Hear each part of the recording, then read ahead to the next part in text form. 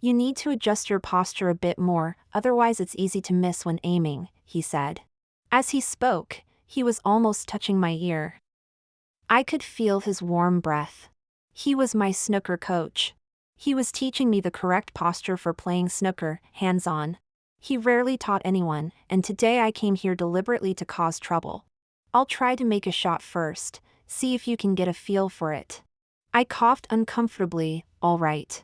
He held my hand, gently moved the cue, and the white ball nearest to us was struck, hitting a ball at the far end of the table, making a clicking sound as they collided. See, it went in, didn't it? He chuckled lightly, standing beside me with a mischievous look on his face. I felt the gossipy gazes of the other students around us, and my face turned red in an instant. He seemed to know that I was doing this on purpose. I made an excuse to use the toilet and ran to the ladies' room to call my best friend.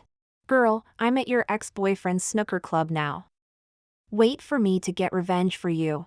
What? I said indignantly. He deceived you, you're so heartbroken, and he's happily working. I'm here to get justice for you. Greer, her tone was hesitant. He's just a player, be careful. I snorted coldly. Don't worry, watch me make this player settle down. This snooker coach was a scoundrel who had manipulated my best friend. Helping his sister out was the right thing to do. He was very handsome and knew how to flirt. But the game wasn't over yet. I composed myself and walked out. I saw the scoundrel demonstrating for another student. I walked over to him, took a glass of water from the side, and said sincerely, "Thank you for your trouble today, I'm really sorry." He paused his movement, his lips curling slightly. "It's no problem." He didn't take the water I offered, his eyes full of amusement. "But Miss Cargill, did you really come here today to learn?" I pursed my lips, pretending to look guilty, and lowered my eyes. Sure enough, he had already discovered that I had other intentions. He chuckled lightly, reaching out to take the bottle of water I was offering him. Just before he touched the bottle, I turned my wrist, unscrewed it myself, and brought it to my lips. I took a small sip and looked at him. Of course I really want to learn. Learn your tricks of being a scoundrel. His eyes darkened slightly, his deep black eyes fixed on me, and suddenly he smiled. What's the coach laughing at? I asked deliberately, pinching my voice. He glanced at me and said with a smile, "Those who know would say Miss Cargill is here for training. Those who don't might think our snooker club is honored to have a beauty here to grace us with her presence." Coach, I smiled, ignoring his sarcasm. I'll take that as a compliment. I looked up at him, easily seeing the undisguised mockery in his eyes. Actually, there's really something I came here for, I said, feigning seriousness. What's that? He turned to ask. I heard that you're the best in the whole club, and I really wanted you to teach me personally. I'm sure it would be twice as effective, and my money wouldn't be wasted. He snorted lightly. Miss Cargill, are you asking me to teach you again? I looked at him in surprise, panicked and took 2 steps back, quickly waving my hands. No need, I can learn by myself. You're so busy, coach, I won't waste your time. On the shiny wall beside us, I clearly saw my own expression. The Oscars owed me a little golden statue. How considerate of me.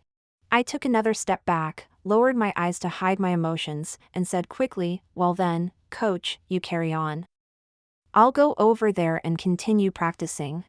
I was about to turn and leave. He caught my hand. I knew I had won the bet. He was interested in me now. I turned my head and looked at him. Coach. He chuckled, unhurriedly tucking my hair that had fallen to the side of my face behind my ear. His warm breath swirled on my ear as he said teasingly, "Didn't you say you wanted me to teach you? Why are you running away after just a few words?" I let out a very soft and half-heartedly pushed at his chest, complaining. "But earlier you said you were very busy. I waited so long for you to be free, and now my time is almost up. I'm afraid there's no chance left." I was just teasing you, he laughed again.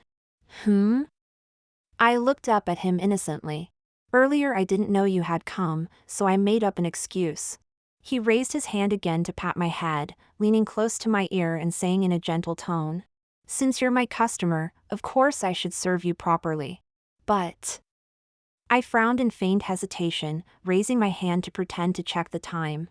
"I have to leave now." He looked down at me, somehow producing a business card from somewhere and handing it to me. Then I'll use my personal time to make it up to you. As it happens, I have a snooker table at home. What he handed me was his work business card. The difference was, his home address was written on it in pen. Before I left, he leaned close to my ear and whispered the time for our meeting. Smooth and practiced. Clearly not the first time he had done this. I quickly packed my things and went home to apply some elegant makeup. Just as I was about to leave, I heard a knock at the door. I glanced at the time, wondering who could be visiting at this hour. As I opened the door, a large bouquet of flowers appeared before my eyes. The pollen made me sneeze several times in quick succession. Greer, are you all right? I looked up and saw my ex-boyfriend, whom I had broken up with 6 months ago. I checked the time again. There was less than half an hour left before my appointment. What are you doing here? I hadn't expected him to come looking for me after 6 months apart. If I had known, I would have moved house. He thrust the flowers towards me, looking excited. It's your birthday today. You gave me a gift on my birthday back then, so I'm returning the favor. Reciprocity, you know. I truly hadn't expected this. That's not necessary. I must give it back, he insisted very seriously, even managing to squeeze into my flat while I was distracted. He shoved the roses into my arms without care and brought up a thermos flask. My mom says you shouldn't owe people things when dating, so I must return exactly what you gave me. He was a mummy's boy, which I hadn't realized when we were together. I had only thought he was quite good-looking, to my taste. When it was his birthday back then, I had given him a bouquet of roses and cooked a meal by hand. In my relationships, no matter how much I liked someone at first, I always managed to part on good terms in the end. I really hadn't expected him to be so inflexible.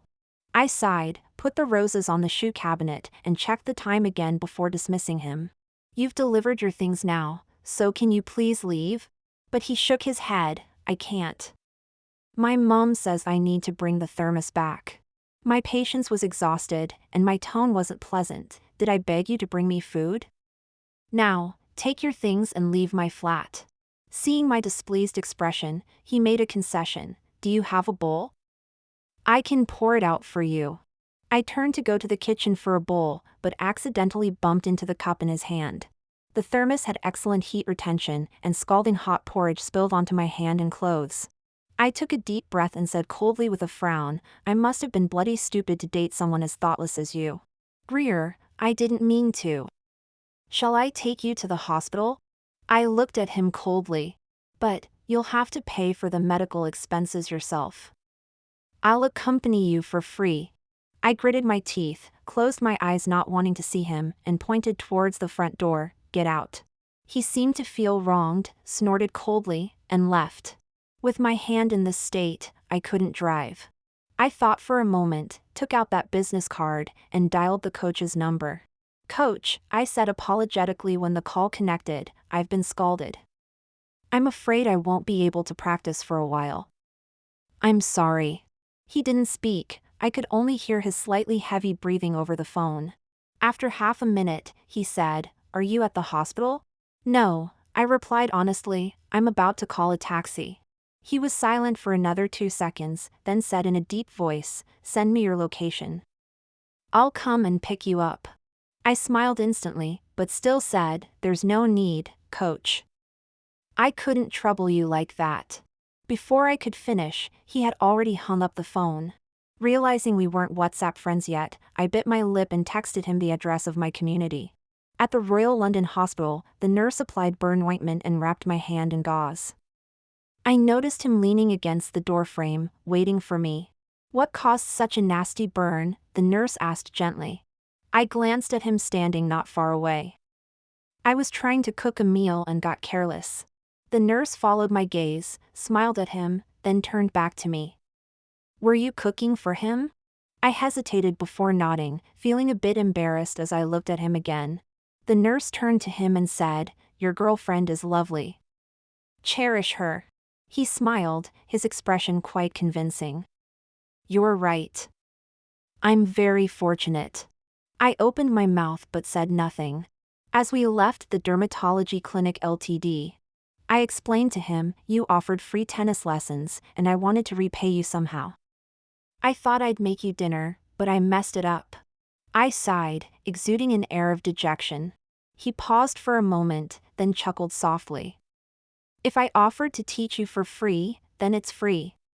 If you really want to repay me, just agree to one thing. I looked up at him.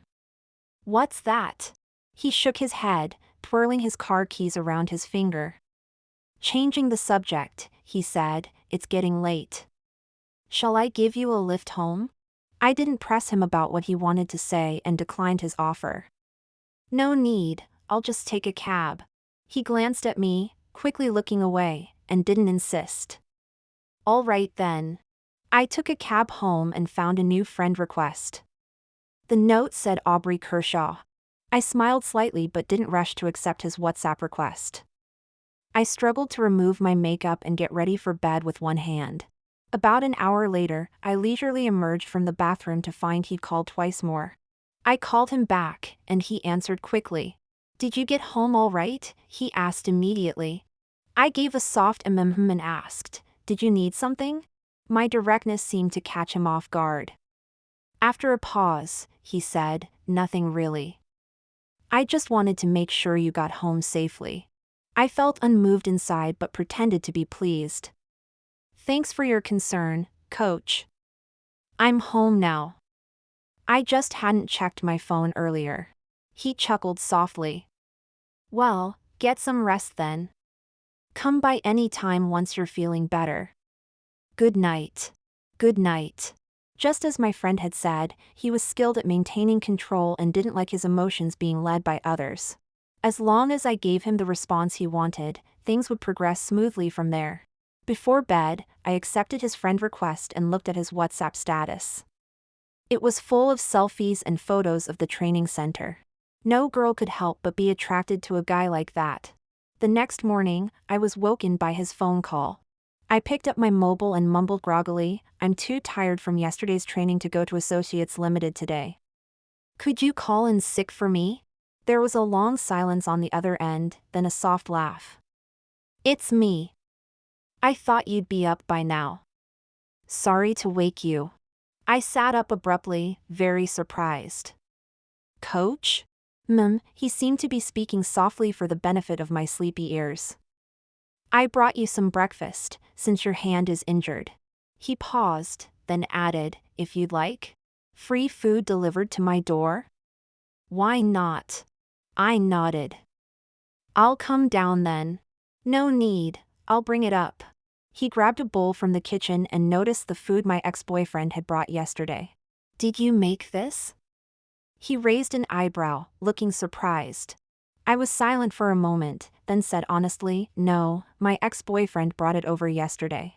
So. He swallowed a few times, as if hesitating to speak. Does your burn have something to do with him? With who? I didn't catch on at first. My ex? He said nothing. I sighed. It is related to him, but yesterday was probably the last time we'll see each other. He nodded. Though he didn't say anything more, I could sense he was a bit unhappy. You eat first. I'll head off. All right. From that morning on, he began to frequently bring me things. All under the pretext of my burnt hand. He even started driving me to and from work. I always felt like he wasn't trying to flirt with me, but rather acting out of some kind of guilt. Every time I wanted to ask him about it, I didn't know where to begin. Who would have thought that my silent permission would become the fuel for his bold actions? One day, while I was busy working, a colleague notified me to go to the reception, saying someone was looking for me. I walked over puzzled, and from afar, I spotted Aubrey Kershaw among the crowd.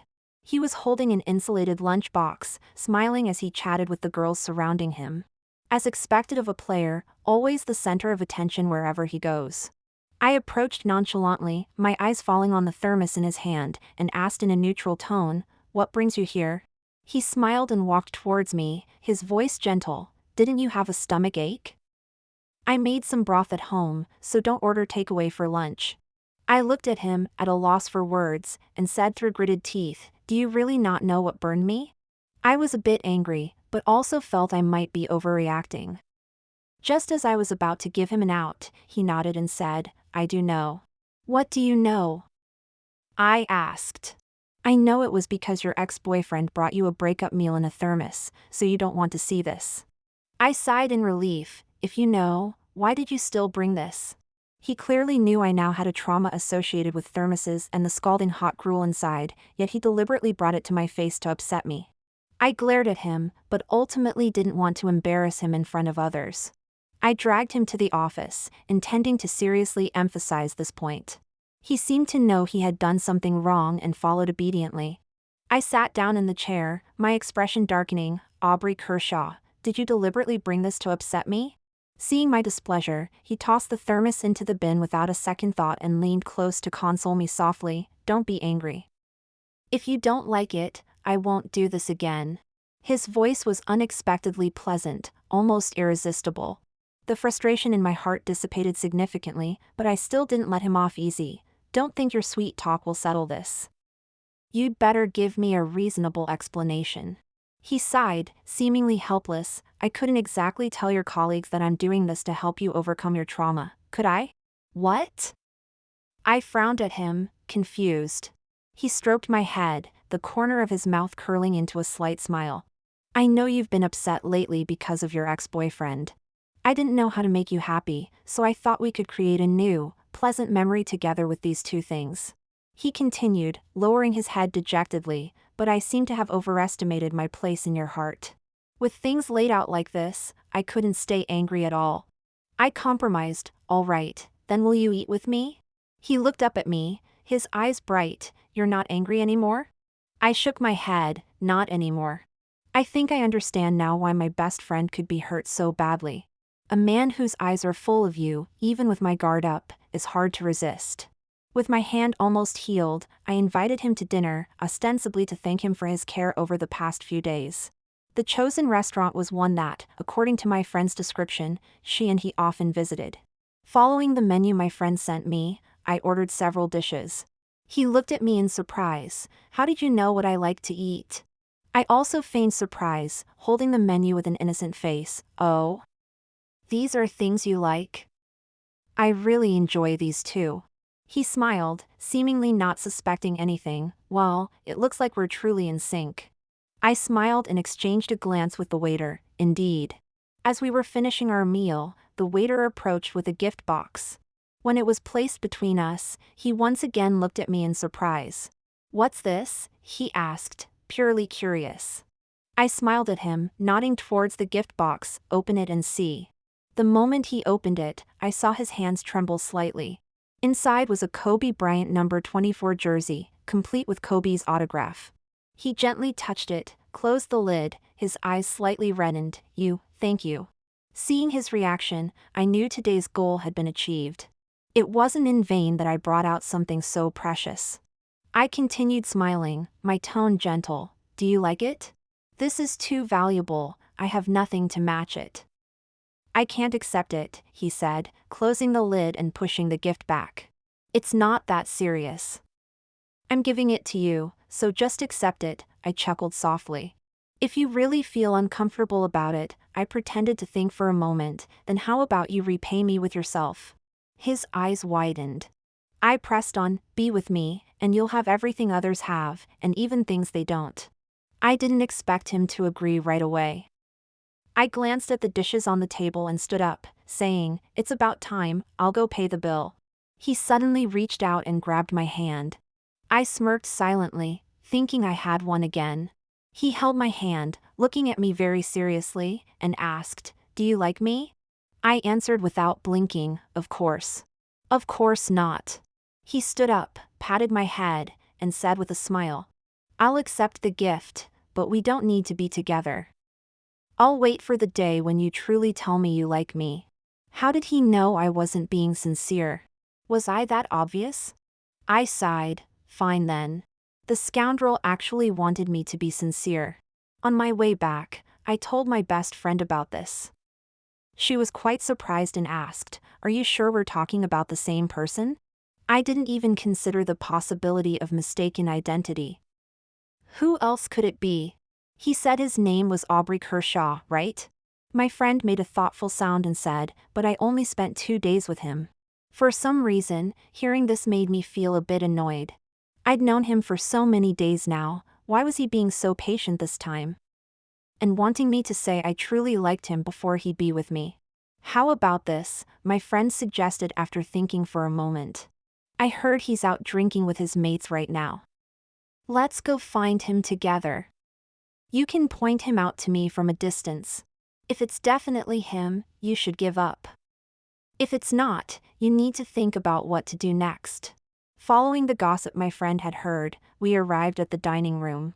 It was peak hours, with waiters weaving through the crowd serving dishes. My friend asked for the private room number and led me over. As we approached, the door was slightly ajar.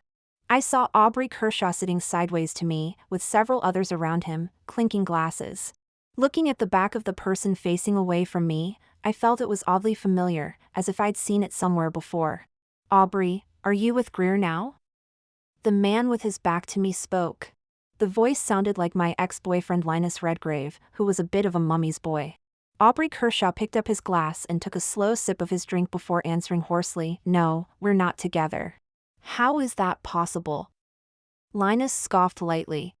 I saw you two having dinner. You're not doing very well, are you? Back when I was with her, it only took 2 days before she was willingly in my bed. Aubrey suddenly stood up, his chair making a harsh sound against the floor. His face was terrifyingly dark as he spoke in an icy tone. Shut your bloody mouth. You're not fit to talk about her. All right, I was just saying, he clicked his tongue. We were together for such a short time, we didn't even get a chance to do anything before my mom made us break up. Aubrey's expression softened slightly, but he still drank silently without responding. I'm telling you, Linus looked at him in disbelief, you haven't actually fallen for her, have you? Aubrey glanced at him and said flatly, is that not allowed? Of course it's not. Linus clicked his tongue twice. Didn't we agree to get revenge on her? I was supposed to get her best friend, and you were supposed to get her. He took a sip of his drink. I asked you to help because you'd never shown interest in anyone all these years. Who knew you'd actually fall for her? Greer is a good girl, and so is her friend, Aubrey said, quirking his lips into an emotionless smile. What we did wasn't right. So what now? Linus was already getting impatient. Given Greer's personality, do you think she'd still be with you if you told her the truth? Aubrey was silent for a few seconds before saying in a hoarse voice, that's none of your concern. But we need to come clean to them about this. Tomorrow, we'll go apologize to Greer. I stood at the door, unsure whether to enter or leave. My friend looked at my expression and peered in, muttering, well? Is he in there or not? I slammed the door shut and said flatly, he's in there. I glanced at her, feeling numb inside. But I think I really did mistake someone else for him. How could that? She didn't finish her sentence as her eyes widened slightly. I followed her gaze and turned to see that the door I had closed was now open. Linus was leaning against the doorframe, a faint smile on his lips. Since you're here, why not come in and say hello? My face instantly darkened. I had thought I was mistaken, but the glaring truth before me made it hard to breathe. My friend raised her hand to slap him, but he gently caught her wrist. Aubrey Kershaw, how dare you stop me? She angrily shook off his hand. I looked at the two of them and frowned. What did you just call him? My friend looked at me in confusion and asked, isn't he Aubrey Kershaw? I let out a cold laugh, feeling a painful lump in my chest. I gritted my teeth and looked at him. Why don't you ask him yourself what his name is? My name is Linus Redgrave. He smiled at me, showing no embarrassment at being exposed.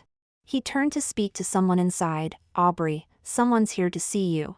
My friend's body noticeably stiffened. When Aubrey Kershaw came out and saw me, his face showed a moment of panic before quickly becoming expressionless. My ex-boyfriend looked at the three of us and said with a smile, well, now everyone's here. Without thinking, I slapped him, my eyes reddening slightly. Linus, why did you do this? I never imagined that the source of my friend's pain was because of me. Nor did I ever think that one day, I'd be played for a fool by someone else. The moment I heard their conversation, I understood everything. After Linus and I broke up, he was upset. Knowing I had a close friend, he conspired with Aubrey Kershaw. He used Aubrey's name to date my friend, emotionally abusing her throughout the relationship, ultimately leaving her hurt and insecure about relationships. He had also calculated that I would stand up for my friend, so he had Aubrey waiting for me, expecting me to fall deeply for him before he broke up with me. No wonder, even though I had mistaken the person, all the other coincidences still matched up. Linus puffed out his cheeks indifferently, letting out a scornful laugh as he looked at me mockingly. Why should you be fine after our breakup while I toss and turn every night? I wanted you to taste that feeling. He glanced at Aubrey. Now, even though he hasn't dumped you as I expected, your friend has been depressed for so long because of you. I imagine you won't feel too good about that in the future. I've achieved my goal. Linus, get this straight. Your mom made you break up with me, and you were already seeing other girls before we even broke up. What right do you have to do this? Just because you weren't hurt, isn't that enough? He raised his chin, looking particularly punchable. I couldn't hold back anymore and, without any regard for my image, gave him a beating right there in front of the private room. No one intervened throughout. Afterwards, he lay on the ground, wincing in pain, and my rage had finally found some release. I quieted down, leaning against the wall with my eyes lowered, not daring to look at my friend standing nearby. All her pain stemmed from me. I didn't know how to explain. Suddenly, she gently touched my hand and sighed, "Feel better?" I turned to look at her. "I'm sorry." She suddenly smiled, glancing at Aubrey, who seemed to want to speak but couldn't, and squeezed my hand.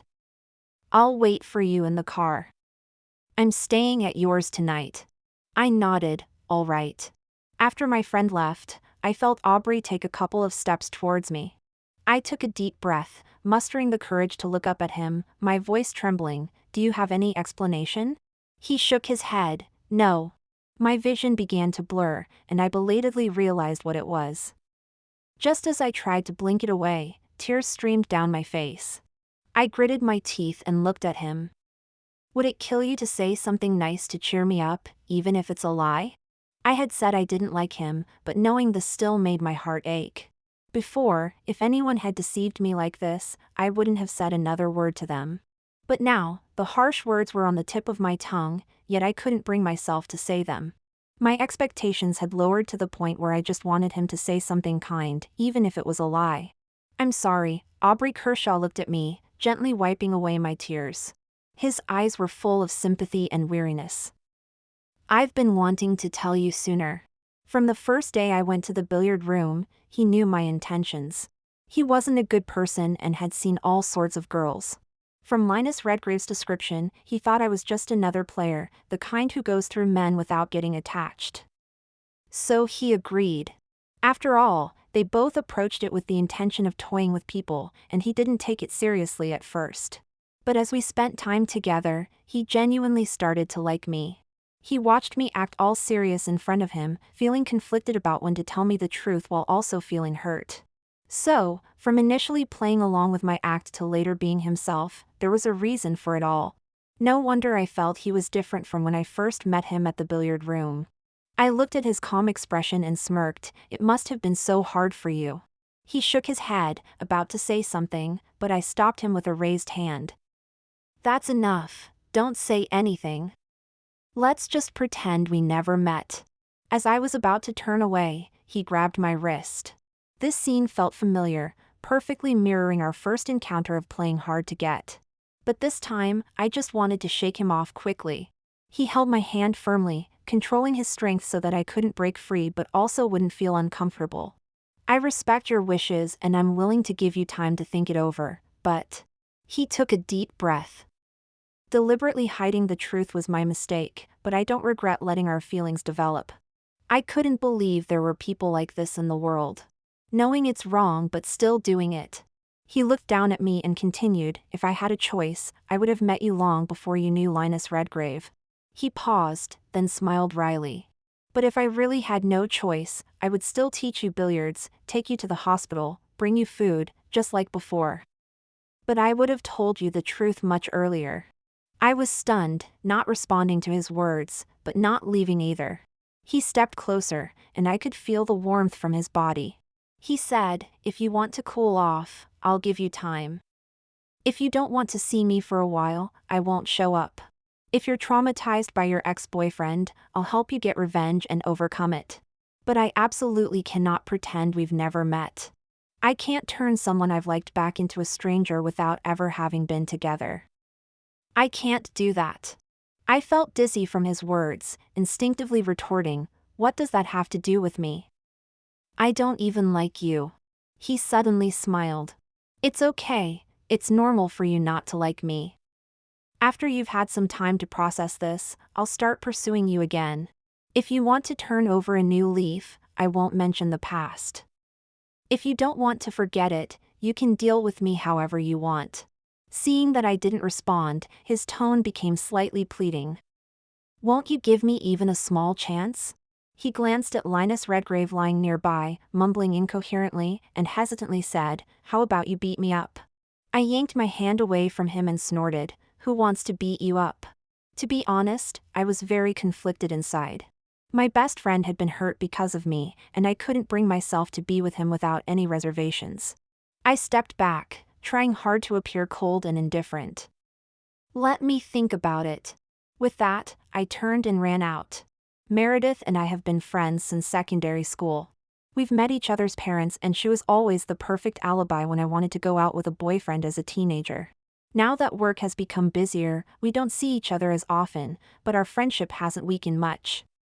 We still share everything with each other. This is our first late-night chat in 6 months. I told her the whole story about Linus and me, from when I first saw him and decided to pursue him, to our eventual breakup. "So you're saying you broke up because his mom thought you earned more than him and weren't a good homemaker, so she made him end things with you?" she asked. I nodded. "And by that time, he was already trying to date the girl his mom had introduced him to," I sighed. "I really didn't expect him to go after you. Greer, I'm so sorry," I hugged her, full of remorse. "It's all my fault." "Stop it. It's clearly Linus's fault. Why are you taking the blame for his mistakes?" In the moonlight, I could see her eyes widen, seemingly angry. I buried my head in the crook of her neck, not saying anything. She forcefully pulled me away, making me look her in the eye. "Greer, we've been friends for how many years now? I know what kind of person you are." She stroked my head, speaking softly, "You can't predict the future. Don't let someone so unworthy damage our friendship. Today I've seen his true colors, and it's completely changed my opinion of him. I thought he was just a cad, but I didn't realize his thinking was so toxic. This has actually helped me move on from this failed relationship faster and learn from the experience." I looked at her, dazed, feeling so lucky to have such a good bestie. Even though she was hurting too, she was still trying to comfort me. I nodded, burying my head in the duvet and mumbling, "I'll introduce you to more handsome blokes in the future." She spoke with a hint of laughter in her voice, saying softly, "All right. Also, if you and Aubrey really have feelings for each other, that's destiny. Don't miss out on a good relationship because of this," my bestie advised, concerned. I gave a non-committal response, "Well, we'll see about that." After that day, I deliberately kept myself extremely busy. Because whenever I had a quiet moment, I would think of him, Aubrey Kershaw. Since I didn't know how to handle it, I decided to let time take its course.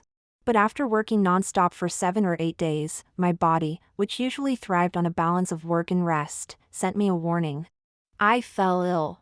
I sat in my chair, sickly, clutching a steaming mug of cold remedy while listening to others' brilliant new product introductions.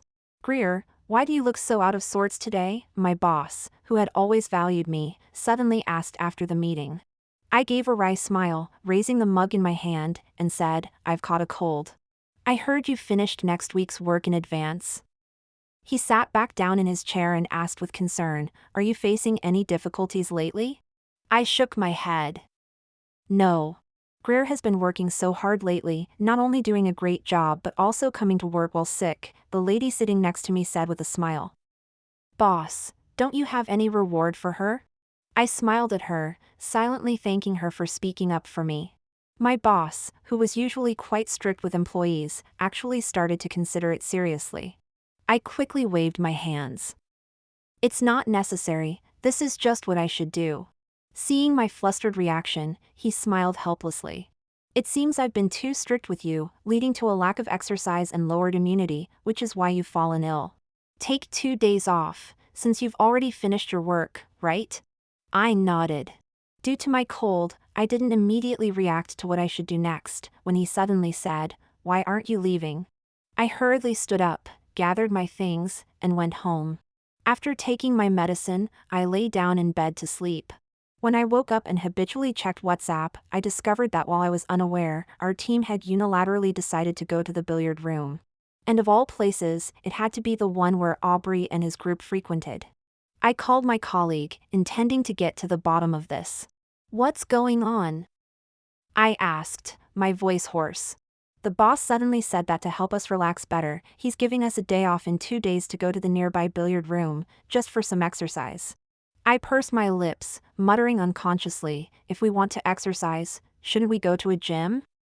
Why a billiard room? She let out an "oh my," and said disapprovingly. Who's really going for exercise? We've heard there are many handsome men at the billiard room, even the instructors are gorgeous and super rich. Everyone's hoping they might meet a well-off bachelor and secure their future without having to struggle anymore. All right then, as long as you're happy. But I won't be going, I said after a moment of silence, still deciding not to go. That won't do. Why not? Because of your illness today, the boss specifically emphasized that we must bring you along. I really shouldn't have fallen ill. After pondering for a long time, I sent a message to Aubrey. Did you arrange for our company to play at your billiard room? He replied instantly, "You're coming?" Looking at his reply, I thought I might have been overthinking. I responded, "Never mind." So, are you coming? With the boss personally giving orders, how could I not go? I didn't reply to him anymore, but to my surprise, he called me directly. Is your company coming to play at the billiard room? I cleared my throat, trying hard not to let him notice anything unusual. Yes, the boss said we should participate in more sports to exercise our bodies. Before I finished speaking, I heard him ask in a deep voice, "Have you been crying?"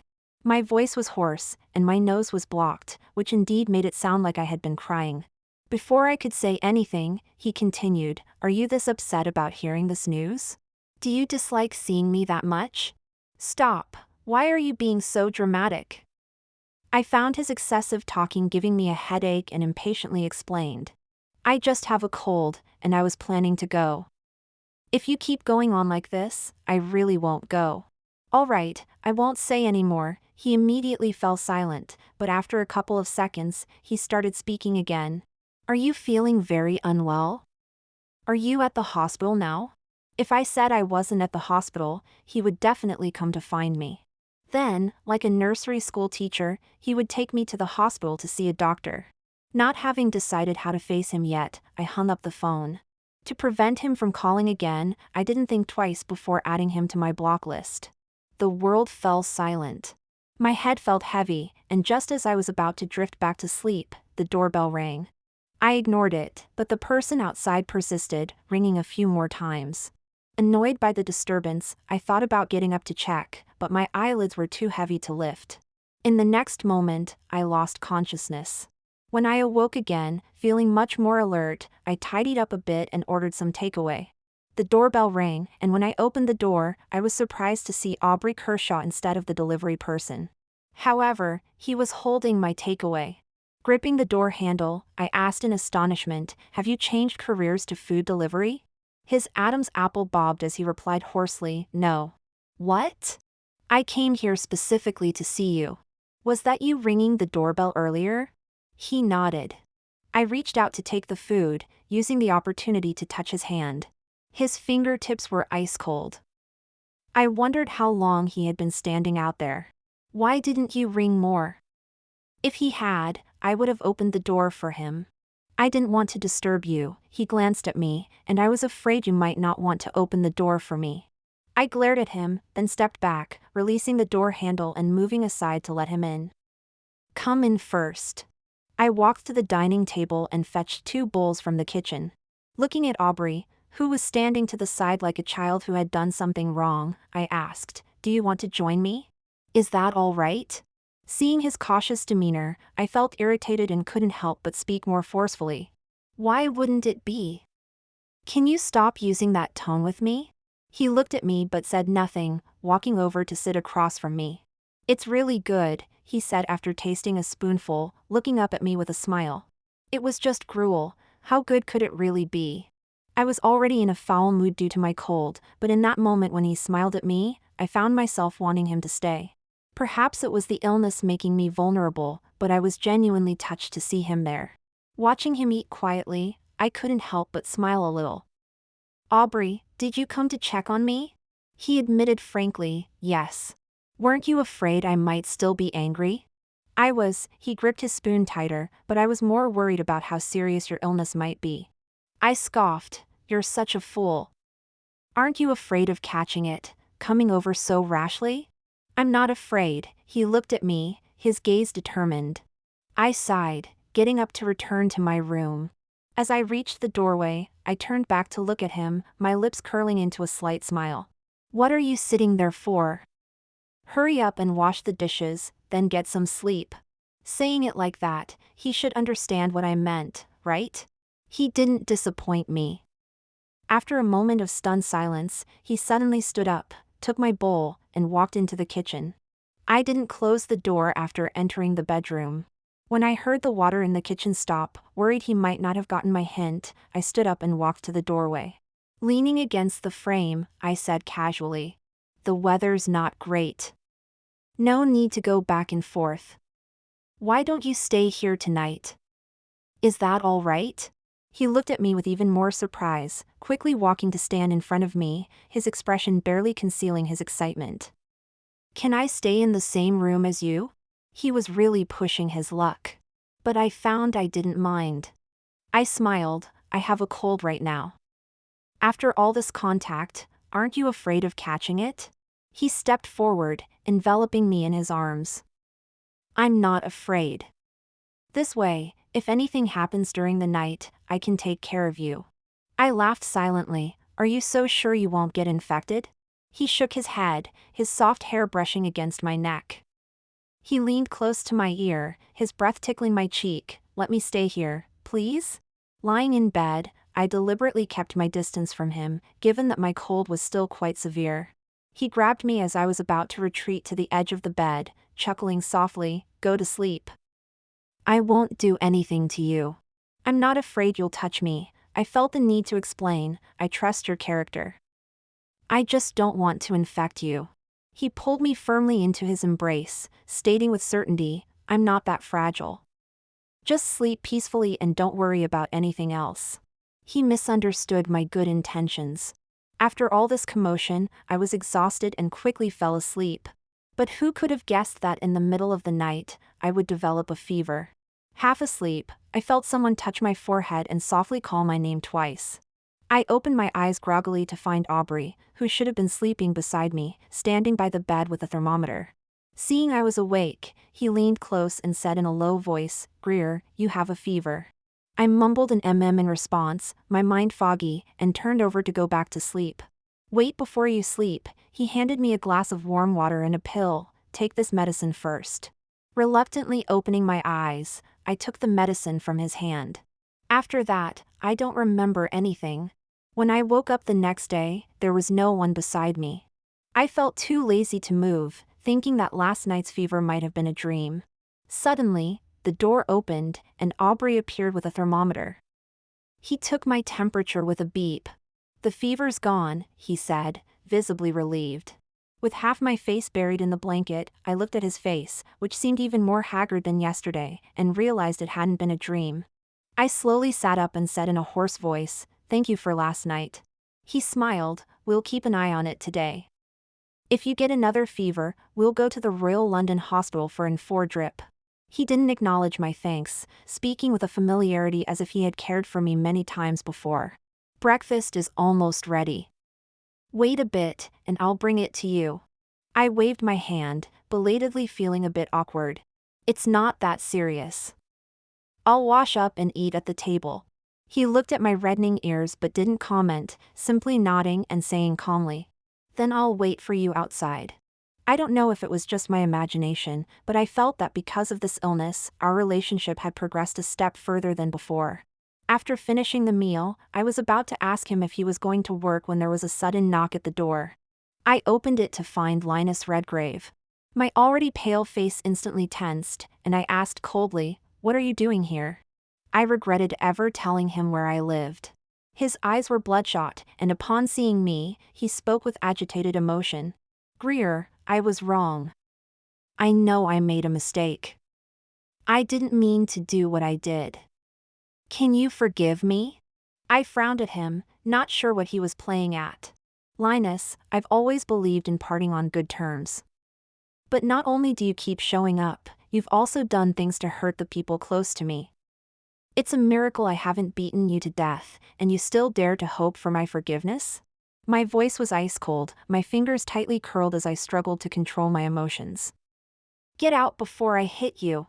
He stared at me for a long while before finally lowering his gaze, looking pitifully dejected as he said, "All right then. When we were together, I used to love this pitiful look of his, which made me want to tease him. But now, seeing this act only disgusted me. It was too fake." I thought he was about to turn and leave. But suddenly he pulled out a sharp knife from his sleeve and lunged towards me, muttering, "Greer, I just wanted you to be with me again.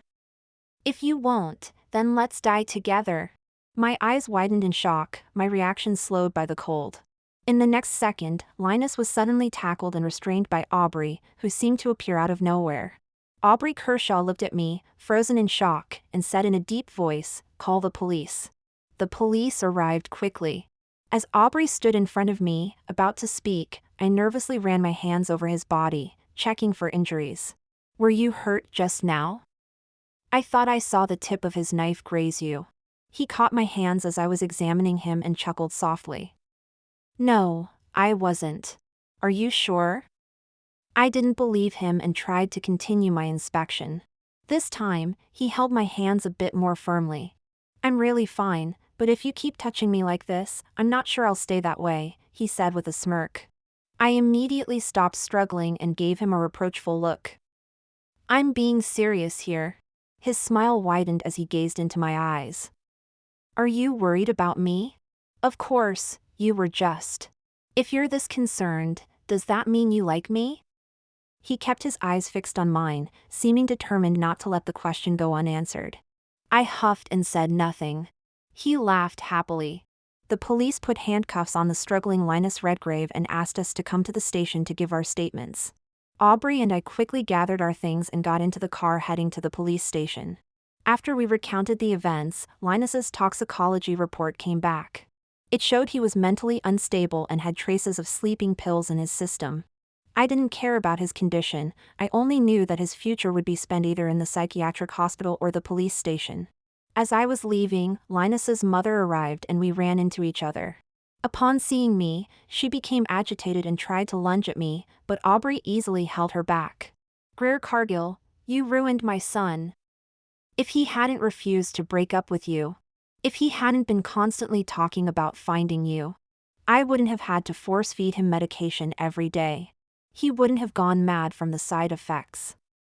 It's all your fault," she screamed, demanding answers from me. How ridiculous. She was the one who did all this, and now she was blaming me. I let out a cold laugh and looked at the hysterical woman with disdain. "Mrs. Redgrave, Linus and I broke up long ago.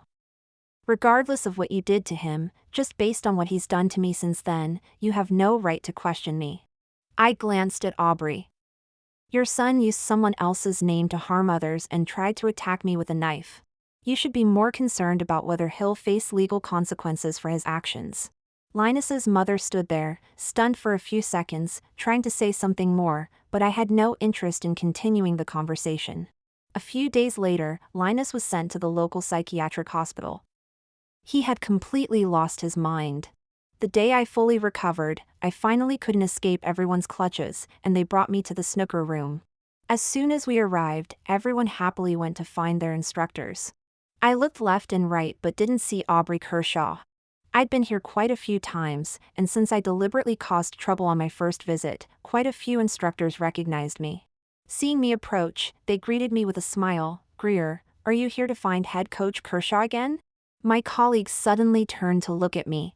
I quickly waved my hand and said with a smile, "No, our company organized this outing. Don't worry about me, I'm just looking around." They suddenly laughed, showing no intention of leaving, and picked up a cue saying, "Head coach Kershaw is busy with something today.